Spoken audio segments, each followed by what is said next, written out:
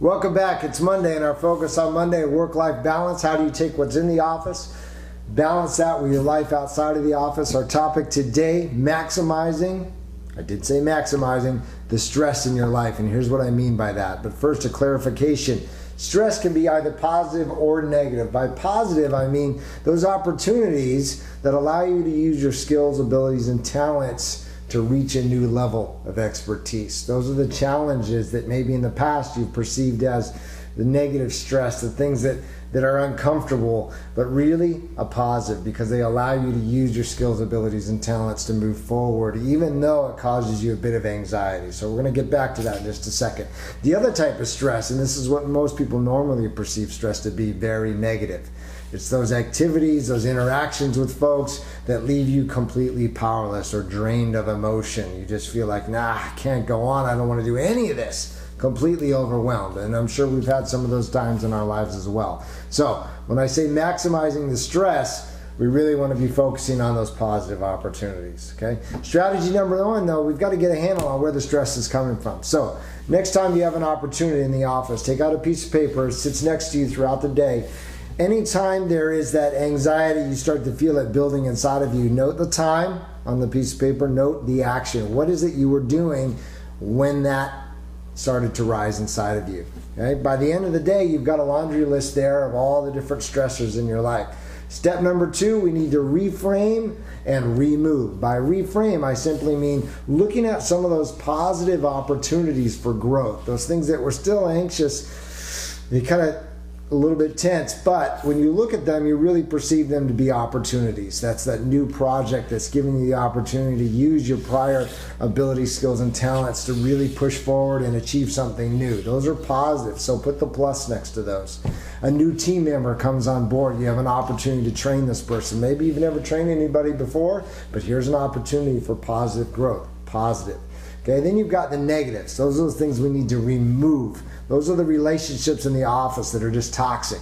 The person you walk by and they're like a black hole of emotion. They just seem to suck the life right out of you as you walk past. For whatever reason, we're not going to go into that. But those are relationships that we need to remove, maybe reframe, but in some cases just completely remove. Okay? How do we do that? We're going to get there in just a second. The other opportunity, though, that could leave you really with a negative type of stress in your life is that project, though, that completely overwhelms you. You don't feel like you have the skills, abilities, and talents to be able to meet the challenge.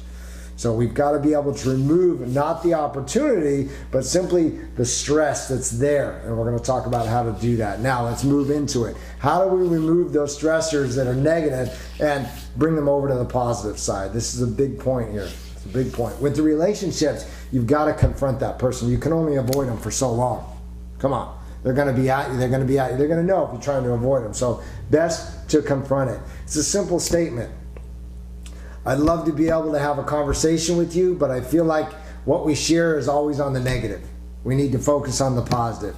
Leave it at that on your first interaction. The next time you get back together, whether it's just passing by for coffee, what have you, see if the conversation has changed.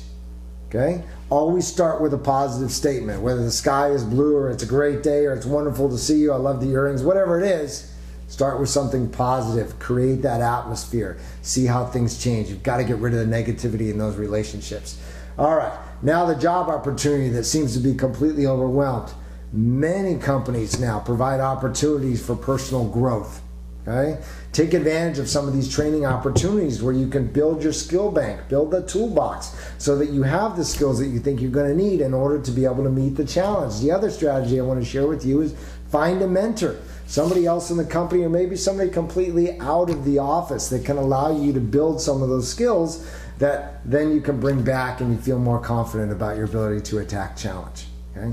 So find a mentor, find opportunities for personal growth that are going to allow you to build the skills that you're going to need in order to be able to meet the challenge. Okay? Ask around the office. Those opportunities exist in most cases. All right.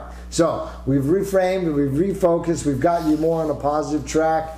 The underlying, right, the foundation for all of this, of course, is when your work life is balanced, you can leave the office at the end of the day, move back into that time with your family, feel like you've been able to achieve and be productive, and now 100% of your time and energy and focus with the family. That's it, folks. Big Monday for you. Hope you're going to have a wonderful week. I will see you back again next time. Take care.